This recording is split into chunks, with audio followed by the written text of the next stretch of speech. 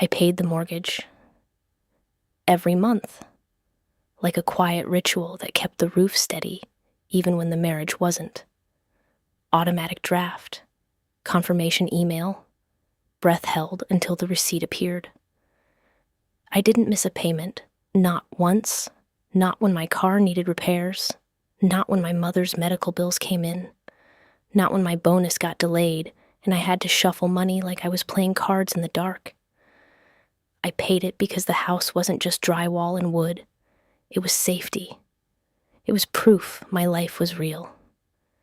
And my husband, Derek Harlow, took the credit. He took it in small ways at first, the kind you can laugh off if you're still trying to believe you married a good man. At a late summer cookout, our neighbor Craig lifted a beer and said, "Derek, you're doing good, man. This place is impressive."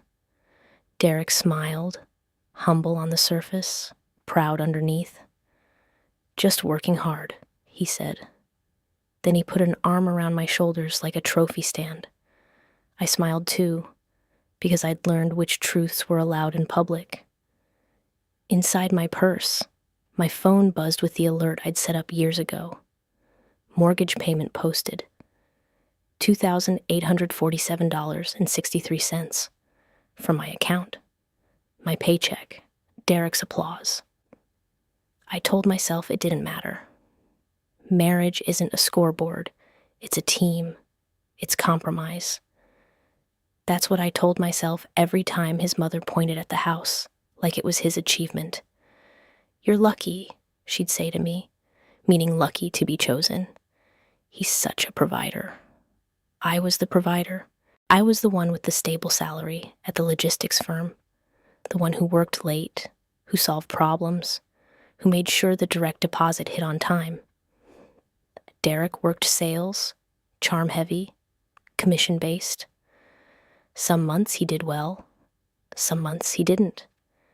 And in the months he didn't, my team became my silent labor, and his became the story. The first crack showed up in a letter from the mortgage servicer, the kind of plain envelope you usually toss aside. It was October, the morning air crisp enough to sharpen everything. "Notice of escrow analysis," it said. "Property taxes up, insurance up, expected." But then my eyes landed on a line that made my stomach tighten. "Borrower of record, Derek Harlow." I sat down at the kitchen table as if my body understood before my brain did. We bought the house together. I remembered the closing, the sterile office, the notary stamp, my hand cramping from initialing. My name should have been there as loudly as his. I opened the county property portal and searched our address. The record loaded, owner, Derek Harlow, not co-owner, not joint, just Derek. For a second, I honestly thought it was a glitch. I refreshed. Same result. I tried another browser. Same result. The refrigerator hummed like nothing in the world was wrong. When Derek came home that evening, I held the printout in my hands. "Why does the county show you as the owner?" I asked. He didn't look surprised. He looked irritated, like I'd asked him to explain a decision he'd already made. "It's paperwork," he said, tossing his keys into the bowl. "It's fine." "It's not fine," I said. "I'm not on the record." He opened the fridge, cracked a soda, and took a sip like he was watching a movie. "Babe," he said, "you're on the mortgage." "Am I?" I asked, holding up the escrow letter. "Because this says you're the borrower of record." His eyes narrowed. "Why are you digging?" he asked softly. That soft voice. The one he used when he wanted me to feel like the problem. "I need the closing documents," I said. He smiled, small and controlled. "You're being dramatic," he said. "We're married. It's our house. Our." A word that sounded like safety and functioned like a leash. The next morning, while Derek was at work, I called the title company and requested copies of our deed history. 3 days later, The envelope arrived. I shut my office door like I was hiding something shameful and laid the pages out on my desk. There it was. A quitclaim deed, recorded 6 months after purchase. Grantor? Me. Grantee? Derek. My signature at the bottom. My name? In ink? In the shape of my signature? And yet not mine. It was close enough to fool someone who wanted to be fooled. But I knew my own hand. I knew the way my L looped, the way the tail of my N curled. This was stiff, traced, slow. My mouth went dry. He hadn't just taken credit. He'd taken ownership. I flipped to the mortgage note. Both names were there. He kept me on the debt and removed me from the asset. I stared at those two facts until I felt sick. Then I did the thing I'd avoided for years because it felt like admitting failure. I called an attorney. Her name was Marisol Grant. She listened without interrupting, asked for dates, asked for copies, asked where I was on the notarization date. When I told her, she didn't flinch. "This is fraud," she said, "and likely forgery. We can file to set aside the deed. We can freeze transfers. But you need to understand, he will retaliate." I swallowed. "He already is," I said, though at the time I still didn't know how far he'd go. That night, I put the quitclaim deed on the dinner table and said, "Explain." Derek's fork paused. For half a second, the mask slipped, and I saw annoyance underneath. "Where did you get that?" he asked. "The title company," I said, "and I'm talking to a lawyer." He leaned back like I'd offended him. "Okay," he said. "Yes, I filed it." "Why?" I asked. He shrugged as if the answer was obvious, because it made sense. "You forged my signature," I said. He lifted his hands like he was calming a child. "We're married," he said. "It's just paperwork." "It's a crime," I said. He smiled, cold. "Don't be melodramatic." Then he said the line that snapped something inside me. "Besides, you wouldn't have gotten approved without me." I stared. "What?" He nodded like he was teaching a lesson. "My trajectory," he said. "My profile. Lenders take me seriously." I felt heat rise behind my eyes. "I paid the down payment," I said. "I pay the mortgage. And I carry the risk," he snapped, voice sharpening. "People respect my name. That's how the world works." There it was. Not love, not partnership, ownership. "I'm filing for the deed to be reversed," I said, his face smooth again, that practiced calm. "Go ahead," he murmured. "But remember, your name is still on the mortgage. If you hurt me, you hurt yourself." That was his anchor. Debt as a chain, credit as a weapon. Over the next 2 weeks, Derek rewrote me to everyone who would listen. I was stressed, unstable, obsessed with money. His mother called to check on me in a tone that felt like a verdict. Friends stopped inviting me to things, like divorce drama was contagious. And while he painted me as irrational, he started building paper. He insisted the mortgage would be paid from his account for credit purposes. He said it with a grin, like a husband doing something noble. But I watched the transfers. My paycheck would hit. Then, the same night, money moved out of my account into his. The next day, the mortgage paid from his. A clean trail that said, "Derek provides." I was still paying. He was still collecting the story. Then the escalation hit in the form of a new credit alert. Home equity line of credit opened. $78,000.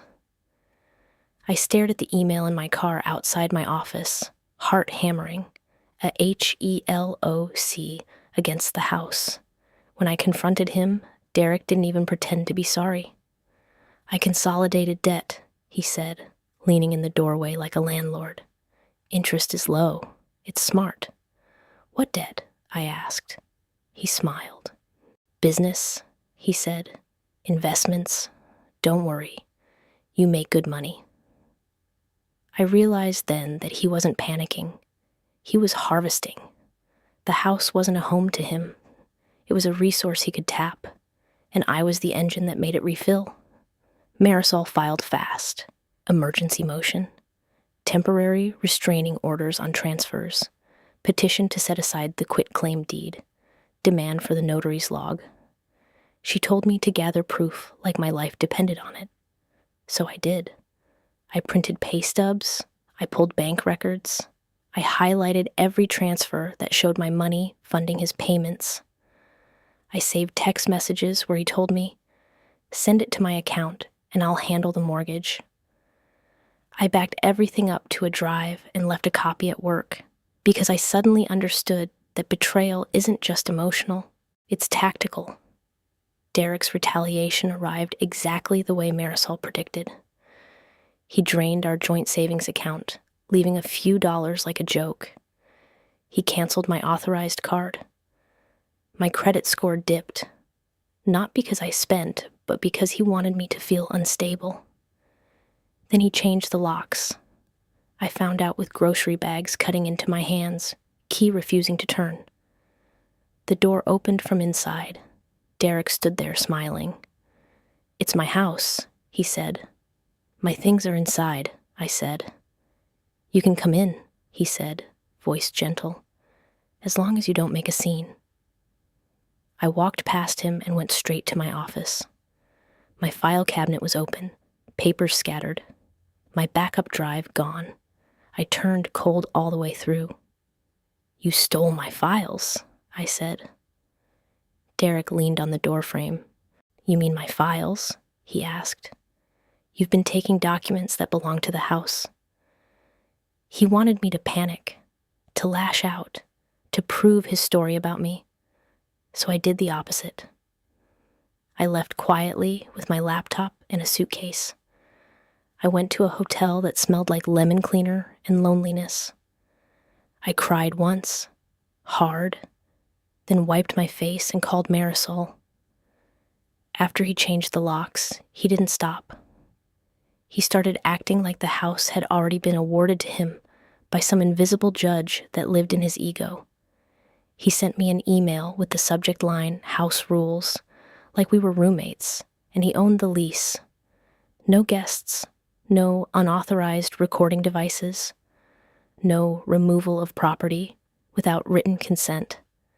He copied me, his lawyer friend from work, and, because cruelty likes an audience, his mother. I read it twice, then once more, because my brain kept trying to downgrade it into something normal. It wasn't normal. It was a man building a cage out of PDFs. Marisol told me not to respond.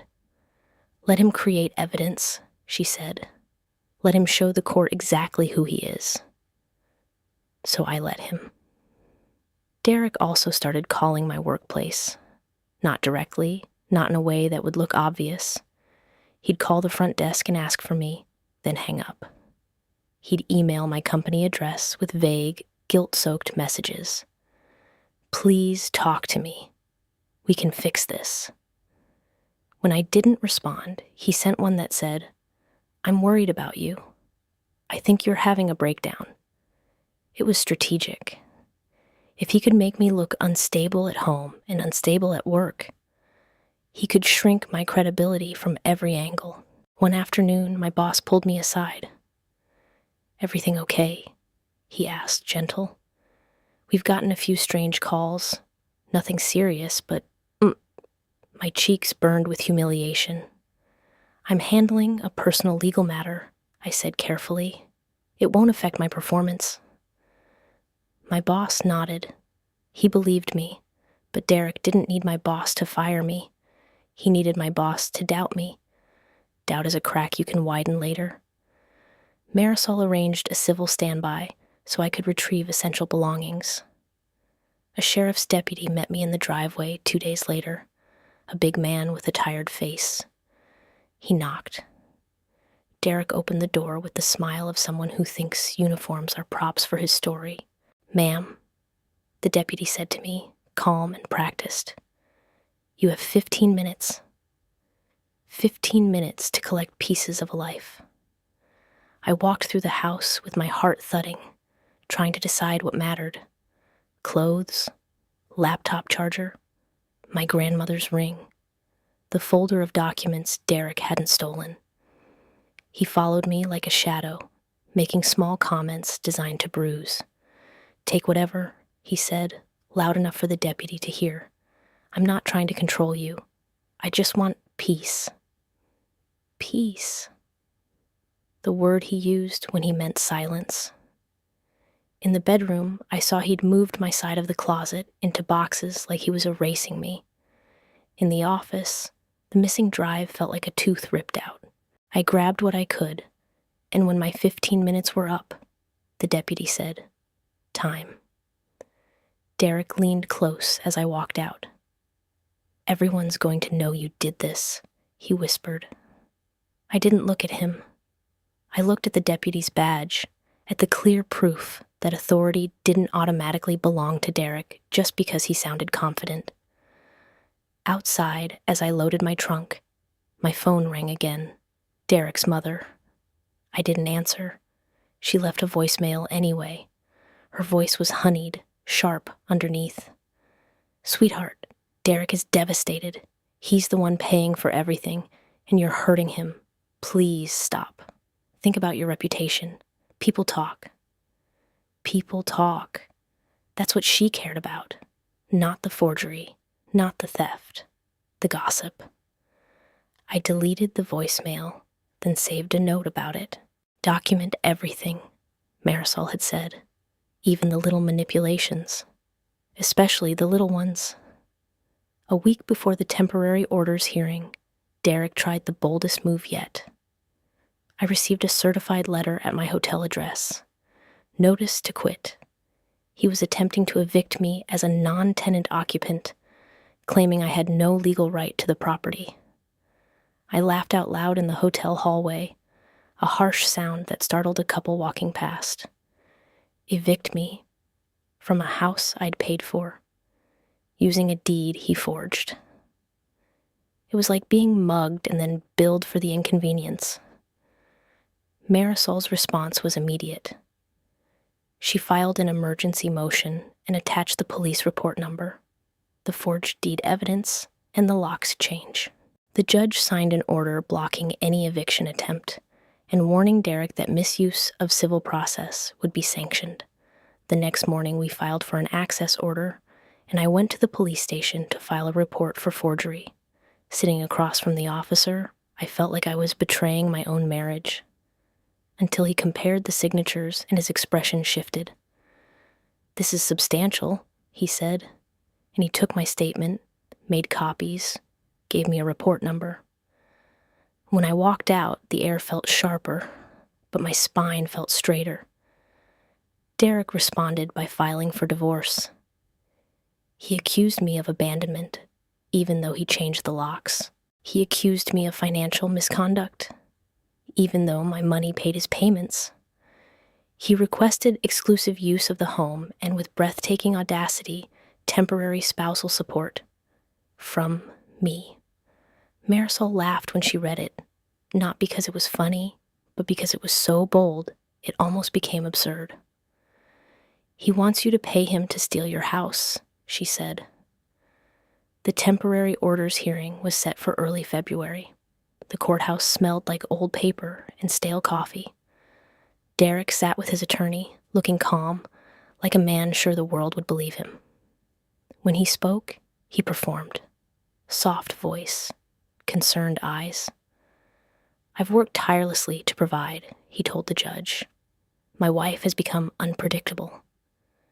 Then Marisol stood. She didn't raise her voice. She laid evidence on the table like weight. The forged quitclaim deed, the escrow letter naming him borrower of record, the police report number, the bank transfers from my account to his, timed with the mortgage, the HELOC opening, the sudden lock change. The judge's expression tightened. Derek's lawyer shifted. Derek tried to speak. The judge cut him off. "Mr. Harlow, you will not address the court directly. Marisol asked for exclusive use of the home for me pending title resolution, a freeze on further borrowing, and full disclosure of Derek's financial activity." The judge granted it. On the spot. Derek was ordered out of the house. The HELOC was frozen, transfers barred, discovery demanded. In the hallway afterward, Derek stared at me like I'd stolen something from him. "You think you won?" he hissed. "I think you're about to meet consequences," I said. He laughed thin. "You can't prove anything," he said.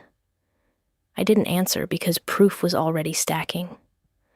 Marisol subpoenaed the bank, the mortgage servicer, the HELOC application.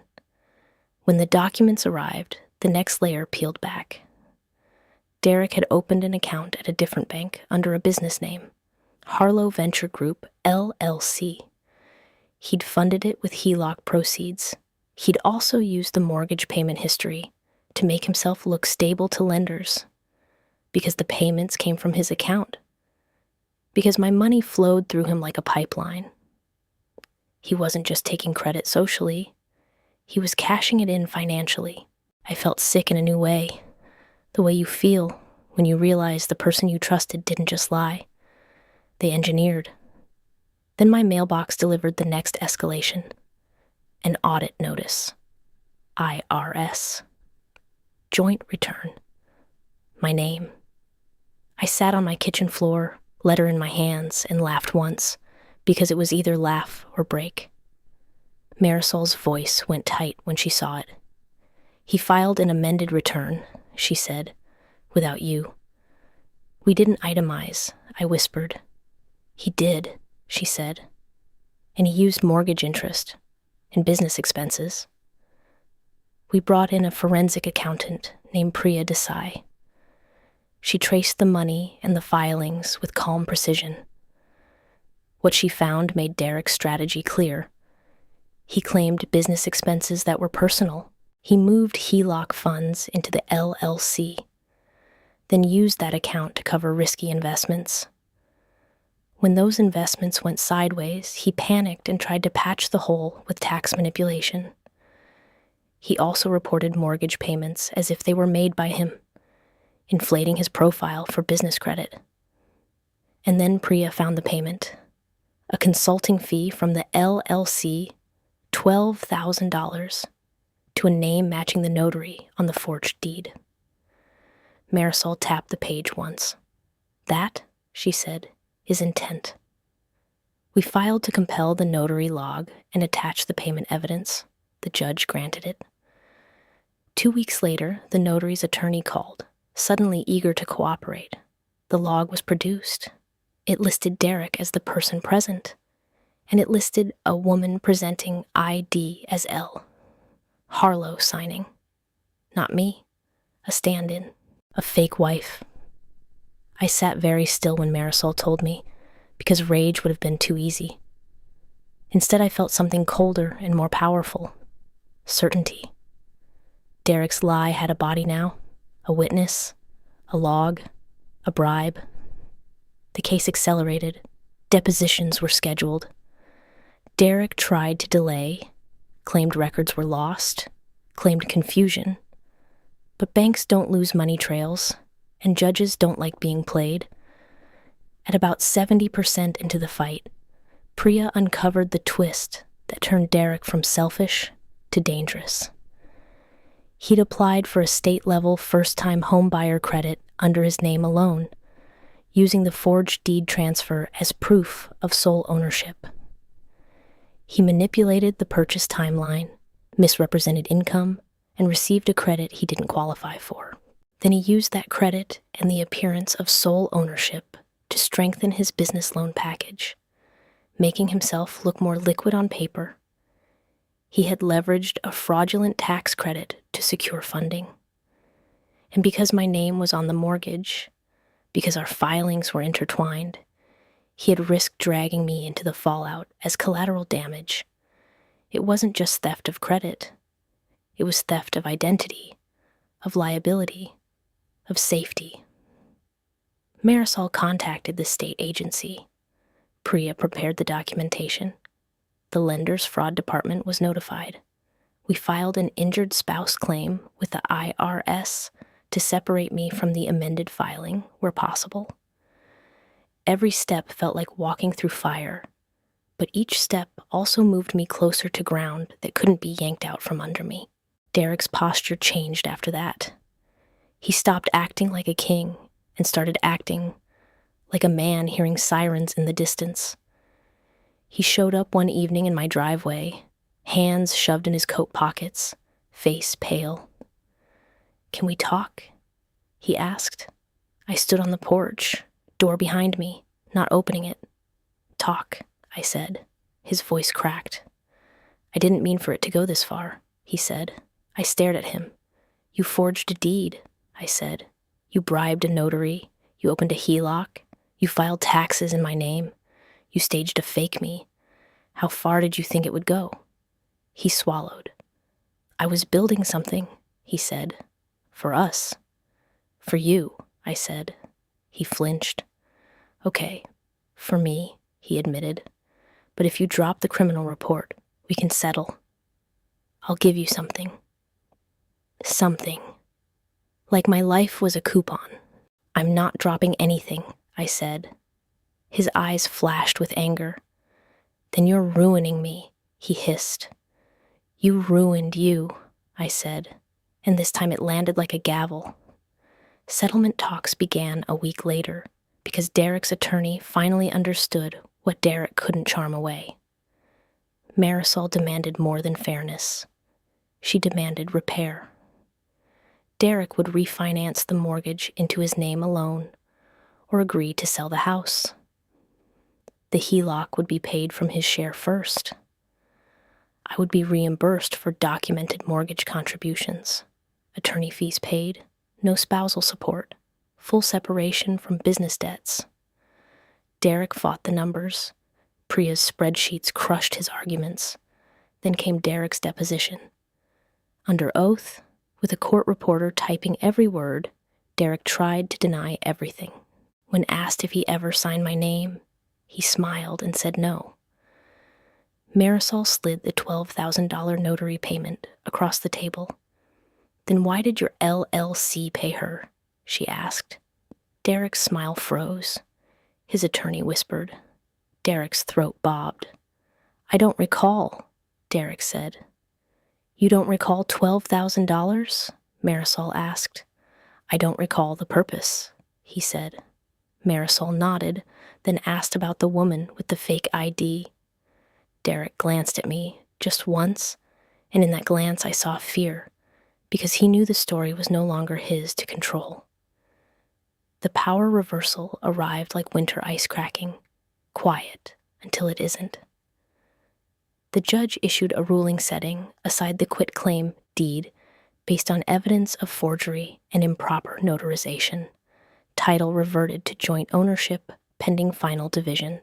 Derek was ordered to stop representing himself as sole owner. The lender flagged the file. The state agency opened a fraud investigation. Derek's employer placed him on administrative leave after the bank's fraud department contacted them during verification. He couldn't smile his way out of that. The house sold in spring.